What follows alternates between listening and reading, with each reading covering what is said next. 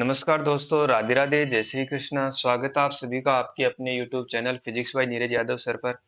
दोस्तों, जैसा कि आपको मालूम है कि एचपीएससी असिस्टेंट प्रोफेसर की वैकेंसी आ गई है। बहुत दिन पहले ही मैंने ये चीजें बता दी थी आपको कब वैकेंसी आ रही है, क्या हो रहा है, क्या किस तरीके से क्या चल रहा है।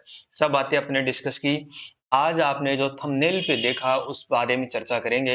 सबसे पहले तो हम चर्चा करेंगे कि जो एचपीएससी असिस्टेंट प्रोफेसर का सिलेबस है वो रिलीज हो गया है। जैसा कि लास्ट वीक वैकेंसी आई थी उस टाइम मैंने बताया था कि आपका जो सिलेबस है बुधवार से पहले पहले आ जाएगा। और आज मंगलवार हुआ है तो आपका सिलेबस आ गया है। जो भी लोग नए जुड़े हैं वीडियो में, नए जो लोग देख रहे हैं वीडियो को, सभी लोग चैनल को सब्सक्राइब करें और वीडियो के डिस्क्रिप्शन के अंदर हमारा व्हाट्सएप और टेलीग्राम ग्रुप है, उनको ज्वाइन कर लें। उन पर आपको सबसे पहले इन्फॉर्मेशन सबसे पहले दी जाती है। जैसे ही सिलेबस अपलोड हुआ था, हमने सिलेबस अपने ग्रुप में डाल दिया था, आप देख सकते हैं। ठीक है दोस्तों, और आज हम जो बहुत सारे लोगों के सवाल है उनके बारे में चर्चा करेंगे। तो मैं सभी दोस्तों से कहना चाहूंगा कि दोस्तों आप एक वीडियो अपना जो वीडियो है वो पूरा देखा करें, जिससे कि आपको मालूम चले कि हमें क्या इन्फॉर्मेशन दी गई है। मैं वीडियो देखो ना कोई कोचिंग के लिए बनाता हूँ ना किसी के लिए, केवल आपकी इन्फॉर्मेशन देने के लिए वीडियो बनाता हूँ। तो आप इस इन्फॉर्मेशन को वीडियो को देखें जिससे आपके डाउट हो जाए, क्योंकि मैं जो इन्फॉर्मेशन वीडियो में बताता हूँ लोग पर्सनल मैसेज करके वो इन्फॉर्मेशन पूछते हैं। सभी के पर्सनल मैसेज का रिप्लाई देना पॉसिबल नहीं होता है, तो कम से कम जो वीडियो में इन्फॉर्मेशन बता दी वो तो आप वीडियो से क्लियर कर लें। उसके बाद में अगर कोई डाउट रहता है आपके तो आप मैसेज कर सकते हैं जिससे हम रिप्लाई दे सकें। सबसे ज़्यादा लोगों के डाउट था, सबसे ज़्यादा डाउट ये रहा है दोस्तों, ये है कि अगर मान लो आपकी जो नेट है आपकी जो नेट है वो अगर कैटेगरी से पास आउट है। देखना दोस्तों, ध्यान से सुनना इसको। अगर आपकी जो नेट का एग्जाम आपने कैटेगरी से पास आउट किया है, नेट का एग्जाम अगर हम कैटेगरी से पास आउट किया है, तो क्या हम जनरल में फॉर्म भरने के लिए एलिजिबल हैं क्या? नेट आपने किससे किया? कैटेगरी से। आपकी कैटेगरी जैसे ओबीसी से कर सकते हो, जनरल से कर सकते हो, सॉरी ओबीसी से कर लिया आपने, एससी एसटी से, ईडब्ल्यूएस से। तो ये पहले भी बनाया था मैंने और इसका प्रूफ भी अभी मैं दिखाऊंगा कि आपने नेट चाहे किसी भी कैटेगरी से किया हो, आप सब के सब जनरल में फॉर्म अप्लाई कर सकते हैं। सब के सब जनरल में फॉर्म अप्लाई करने के लिए एलिजिबल हैं। नेट की कैटेगरी का आपके इसके ऊपर फर्क नहीं पड़ेगा।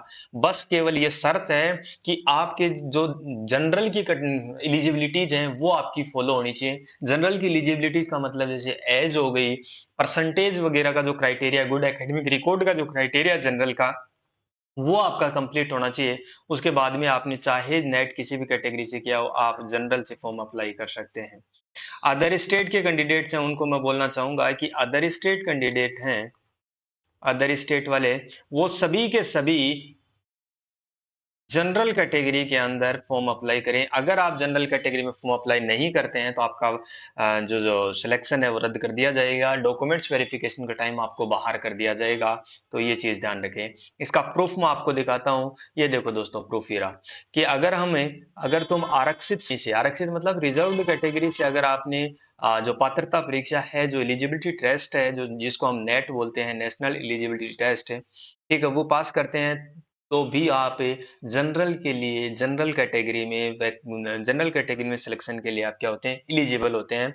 ये अभी जो रिसेंटली थोड़े दिन पहले ही वहां पर वैकेंसी हुई थी, एक एक वैकेंसी हुई थी, उसके लिए उसमें केस हुआ था, उसके रिगार्डिंग ये चीज है। और ऐसा कुछ भी कि किस कैटेगरी से नेट पास आउट हो उसी कैटेगरी में आप फॉर्म अप्लाई करें, ऐसा कहीं भी एडवर्टाइजमेंट में भी नहीं लिखा होता है।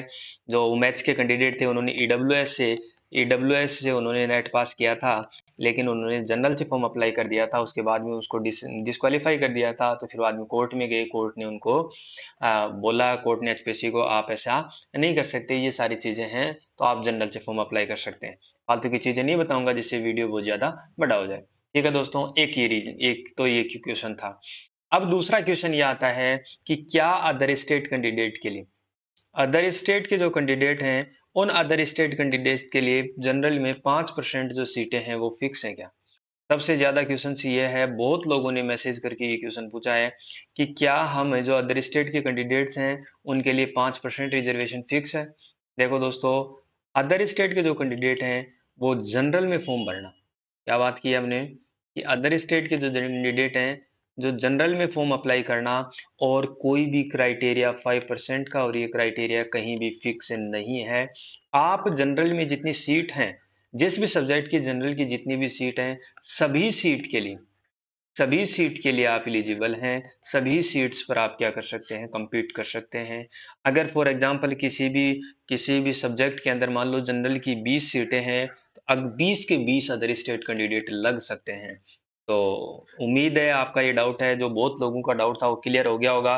और इसके रिगार्डिंग अभी एक दोस्त ने, अभी एक हमारे जानकार हैं, उन्होंने कॉल करके एचपीएससी में भी पूछा था, तो एचपीएससी से ये जवाब आया कि हमने कहाँ लिखा है ऐसे एडवर्टाइजमेंट में कि ऐसे वैसे है। ऐसे मनगढ़ंत कहानियां हैं। जो लोग आपको ये बोल रहे हैं कि केवल 5% ही फिक्स है, उनको बोलने दीजिए, नजरअंदाज कीजिए और आप अपनी तैयारी कीजिए। पीजीटी लोग पीजीटी का एग्जाम्पल देते हैं, ये देते हैं, वो देते हैं। देखो, पीजीटी और असिस्टेंट प्रोफेसर दोनों अलग अलग वैकेंसी हैं, ध्यान रखो इस चीज का। और दूसरी बात है, पीजीटी के लिए एचटेट होता है, पीजीटी के लिए एचटेट क्वालिफाई करना कंपलसरी होता है, जो कि अदर स्टेट कैंडिडेट का वो होता ही नहीं है। ठीक है। और आपने देखा होगा कि रिसेंटली जो एग्जाम हुआ था टेक्निकल एजुकेशन का, उसमें अदर स्टेट कैंडिडेट बहुत सारे सिलेक्ट हुए थे। तो उम्मीद करते हैं दोस्तों कि आपका जो ये डाउट थे वो क्लियर हो गए होंगे। अब बात करते हैं अपन अपने अब बात करते हैं सिलेबस की। देखो दोस्तों, मैं फिजिक्स के सिलेबस का डिस्कशन कर रहा हूँ। अब ये जो अभी जो सिलेबस रिलीज हुआ है उसके बारे में हम बात कर रहे हैं कि जो फिजिक्स का सिलेबस है ये, ठीक है। इसमें देखो, आपको दो पार्ट दिए हुए हैं। इसमें दो पार्ट दिए हुए हैं, पार्ट ए और पार्ट बी। ठीक है दोस्तों। तो हम देखो, इसमें दो पार्ट हैं, पार्ट ए और एक है पार्ट बी। ठीक है दोस्तों। अब ये एक तो कोर पार्ट है, पार्ट ए है वो कोर पार्ट है, और ये एडवांस पार्ट है, ये एडवांस पार्ट है। कोर और एडवांस का मतलब सेम वो ही है जैसा कि आप नेट में देखते हैं। मतलब कोर पार्ट में आपका ग्रेजुएशन वाला पार्ट आ जाता है, ग्रेजुएशन वाली चीजें आती हैं।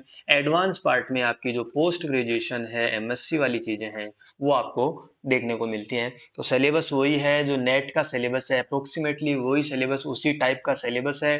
थोड़ा सिलेबस में कुछ पॉइंट्स हैं उनको कट किया गया है, किसी सब्जेक्ट में कुछ पॉइंट है उनको ऐड किया गया है।